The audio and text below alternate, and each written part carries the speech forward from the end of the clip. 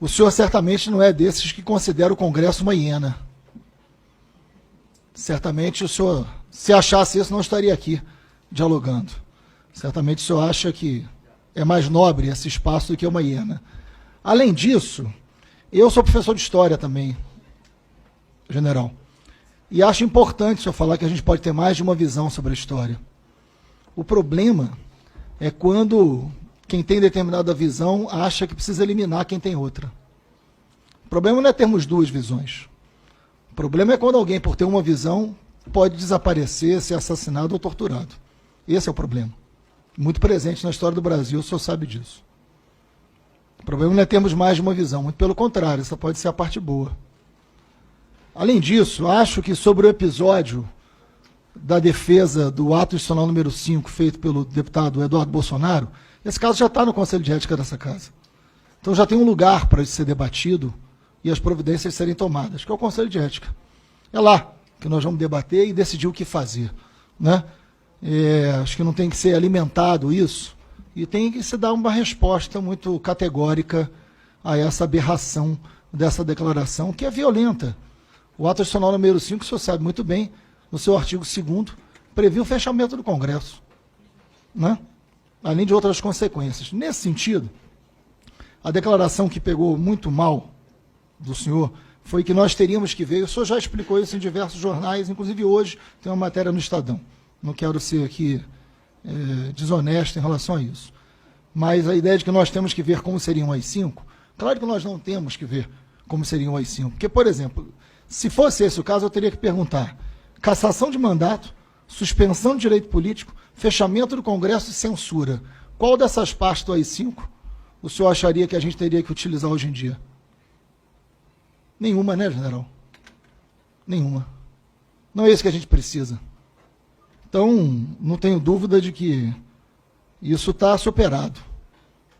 Afinal de contas, não tem cabimento. Mas os filhos do presidente, que exercem cargo público, todos eles, pelo menos dos que eu vou falar, não é a primeira vez que isso acontece. Um deles disse que a democracia não era o lugar onde as coisas aconteciam da melhor maneira. Disse isso publicamente. Depois tentou explicar, mas tem certas coisas que quando tenta explicar só piora. Outro disse que para fechar o STF bastava um soldado e um cabo. Então não é a primeira vez que manifestações vindas da família são manifestações agressivas à democracia e enaltecem ditaduras. Há pouco tempo, o próprio presidente disse que no Chile essas coisas só acontecem porque o Pinochet não mais governa lá. Não são declarações razoáveis para quem hoje está no regime democrático, por mais que o senhor venha aqui afirmar que sim, e é muito importante o senhor fazer isso, que a gente está no regime democrático. Pode parar dúvida sobre isso, mesmo com essas manifestações. São todas públicas, não estou contando nenhuma novidade. O senhor sabe que essas coisas aconteceram. Nesse sentido, eu caminho para as perguntas. O senhor falou aqui sobre a necessidade de monitoramento dos movimentos sociais e citou os índios. Presta atenção que eu não estou fazendo pergunta sobre o AI-5 porque eu acho que não tem cabimento e já disse aqui o que penso sobre isso. Eu queria que o senhor fizesse entender melhor, que eu acho que os movimentos sociais e os índios precisam de liberdade, precisam de autonomia, precisam de demarcação de terra. Não precisa desse monitoramento. Porque se é para monitorar alguma coisa, general, monitore as milícias no Rio. É muito melhor do que monitorar o movimento indígena. Faz muito mais sentido. Se é para monitorar alguma coisa que precisa nos proteger, monitore essa máfia estabelecida no Rio, que tanta gente de poder público hoje elogia e faz acordo. Isso tem que ser monitorado. E precisa monitorar mesmo, porque as forças policiais locais têm muita dificuldade de investigar pelo poder que eles têm. Seria bem-vindo o monitoramento desse crime. O movimento social não é crime, é democracia. E nesse ponto, se existe esse respeito, e eu quero acreditar que esses anos todos da vida do senhor de contato com os índios, primeiro uma correção, porque às vezes as palavras nos traem também. e eu tenho certeza que não é o que o senhor pensa, mas no momento da sua fala que o senhor falou, uma professora indígena se vestia como gente. O índio se veste sempre como gente, né? Não, sim. É porque o índio se veste da maneira que ele quiser, né? É isso. E ele não deixa de ser índio, muito menos gente. Mas é só porque eu acho que a palavra, isso acontece com todos nós, ela também nos trai, mas o respeito, só um minuto, gente. O respeito aos índios, ele pode se dar de uma maneira muito clara e material. Por exemplo, a Convenção 69 da OIT, que me parece, aí o senhor tem a chance de me esclarecer, que o GSI está pedindo para rever. E se não está, que esclareça, porque isso sim é respeito ao indígena. Porque a Convenção 69 diz que qualquer coisa, qualquer decisão que mexa com o interesse do índio tem que ser consultado. Isso está na Convenção 69 da OIT. Isso não pode ser alterado. Porque se a gente diz que a gente tem respeito aos índios, esse respeito precisa ser materializado. Está aí uma maneira de materializar esse respeito. Não altere a Convenção 69 da OIT. Isso sim é um sinal de respeito aos índios. E, por fim, o senhor também citou a questão do sistema penitenciário. Como é um tema muito caro, não tem nada a ver com o que eu vim falar. Mas o senhor falou que a gente precisava de uma lei que colocasse o preso para trabalhar. Essa lei se chama Lei de Execução Penal, ela foi feita em 1984. O preso não trabalha hoje, não é porque ele não quer, não. É porque não tem governo que tenha política pública preocupada com essa população que está no cárcere hoje. Lei tem, desde 84, aliás, de 84. Ela não é cumprida. Então a gente não precisa de grandes magias de ministros que querem aparecer, a gente pode cumprir lei que já tem décadas que nunca foram cumpridas. E para caminhar para a minha conclusão, sobre as 5, a gente precisa entender que essa casa tem uma homenagem ali na frente, o senhor deve ter passado por ela, ao Rubens Paiva. Essa casa não faz homenagem a torturador. Essa casa faz homenagem a um desaparecido político, a um deputado, na época, que morto, né, e desaparecido, sua família nunca teve condição de enterrá-lo. Assim como...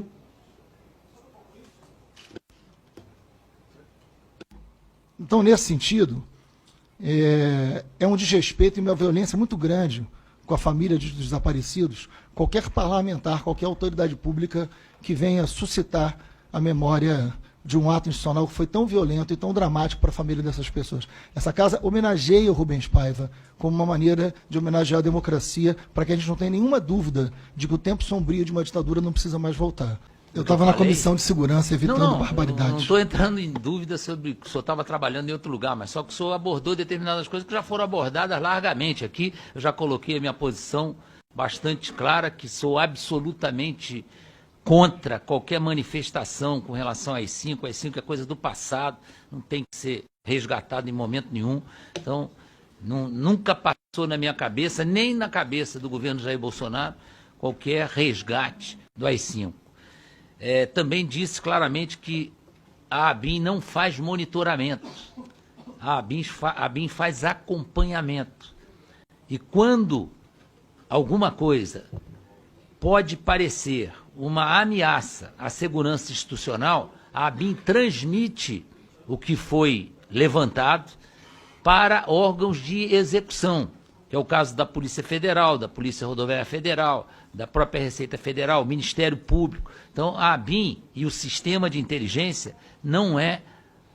ele não age para aquilo que foi acompanhado e que mostrou que pode representar uma ameaça para as instituições nacionais. Então, nós não fazemos monitoramento, nem de movimentos sociais, nem dos movimentos indígenas, não faz parte do rol de atribuições da ABIN, nem do Sistema Brasileiro de Inteligência. Quanto à Convenção 169 da OIT, nós temos posições muito diferentes. Eu não estou pedindo revisão desse problema dos indígenas. O que a gente pleiteia uma revisão é com relação a alguma coisa que dá às comunidades indígenas autonomia para escolherem regime de governo. Então, eu não sei exatamente o texto, mas o texto é uma afronta à soberania nacional, representa uma ameaça à soberania nacional, no meu ponto de vista. Pode levar à independência de partes do Brasil e pedidos de independência de países gerados na área de fronteira. Tá? É preciso que leiam com cuidado o 169. Se nunca leram, leiam com cuidado e vão ver que isto aí pode perfeitamente trazer a independência de uma parte do Brasil. Basta apresentar na ONU, ter alguns países que reconheçam a independência, nós vamos ter. Isso aí não é para agora. Nunca aconteceu, não. Isso aí não aconteceu porque não foi pensado nisso. Mas se pensarem nisso, vão ver que existe na 169 possibilidade disso acontecer. A maior prova é que muitos países do mundo que têm comunidades indígenas não assinaram o 169. Exatamente porque esse texto do 169 é extremamente perigoso. Então, não aconteceu, a Austrália não assinou, a Nova Zelândia não assinou, os Estados Unidos não assinou, porque representam... Leiam! Eu só peço que os senhores leiam. Quem nunca leu, quem fica ouvindo falar, não pode criticar. Leiam a 169. A 169 é perigosíssima. Outra coisa que eu digo sempre, quem acha que a Amazônia não é uma área cobiçada pelo mundo, ou é ingênuo ou é mal intencionado. A Amazônia é uma área cobiçada pelo mundo, obviamente. A Amazônia representa uma riqueza incalculável. E por que não seria uma área cobiçada? Por que não seria uma área cobiçada? É lógico que a Amazônia é cobiçada. Essas manifestações sobre meio ambiente na Amazônia, exageradamente colocadas, teve programas de televisão que colocavam embaixo assim, Amazônia em chamas. Isso é um negócio inacreditável. A Amazônia em chamas significa o cara tossindo lá em Tóquio. Se a Amazônia estiver em chamas, Tóquio vai tossir por causa da fumaça da Amazônia. Pô, a Amazônia é maior que a Europa Ocidental. Então esse negócio de Amazônia em chamas é um exagero, uma bobagem. E hoje tem uma brincadeira no jornal, que é coisa mesmo de brasileiro, que leva tudo meio para galhofa, dizendo que tem que ter um sino da Califórnia. Sino da Califórnia. Que a Califórnia está pegando fogo, está em chamas. Vai ter sino da Califórnia? Então é lógico que a Amazônia ela é altamente cobiçada. Só a biodiversidade da Amazônia é calculada em trilhões de dólares. Muito mais do que petróleo, do que ouro, do que tudo isso. Então é óbvio que a gente tem que se prevenir contra ações estrangeiras que têm os senhores que são extremamente nacionalistas, o PSOL, que é extremamente nacionalista... O Exército também, né? Sim, e nós estamos preocupados. Eu quero que vocês se preocupem com isso. Eu quero que vocês se preocupem. Nós estamos preocupados. A preocupação não é minha, não. Não é do general Heleno. É uma preocupação das Forças Armadas. É uma preocupação das Forças Armadas em relação à Amazônia. Nós temos vulnerabilidades na Amazônia que nós temos que corrigir. O fato da Amazônia hoje ser local de passagem de droga e que estão arrebanhando os indígenas e os ribeirinhos para serem os portadores da droga, isso é um negócio que está todo mundo assistindo. O Brasil está assistindo isso. Então, isso é que é terrível, a gente não pode concordar com isso. Nós temos vulnerabilidade, nós temos que cuidar da Amazônia como sendo o futuro do Brasil. Eu sempre digo, eu converso muito com o presidente sobre isso. Tem duas regiões do Brasil que representam o futuro do país. É a Amazônia e o Nordeste. O restante do Brasil está perfeitamente de acordo com o resto do mundo. O Nordeste e a Amazônia estão defasados do mundo. E no caso da Amazônia, o que a Amazônia representa para o mundo que precisa segurança alimentar, que precisa riqueza, que precisa buscar biodiversidade, a Amazônia representa uma fonte inesgotável disso tudo. Então nós temos que cuidar da Amazônia sem ideologia, sem fanatismo, sem nada. Nós precisamos entender que a Amazônia é o futuro do Brasil. Nós com os índios. Da Amazônia. Claro, pô. Os índios são parte integrantes da Amazônia. Eles são a joia da Amazônia. Precisam ser tratados como joias da Amazônia. Isso precisa ser colocado na cabeça de todo mundo. Os índios são fundamentais para a Amazônia. Eu cheguei numa comunidade indígena, tá?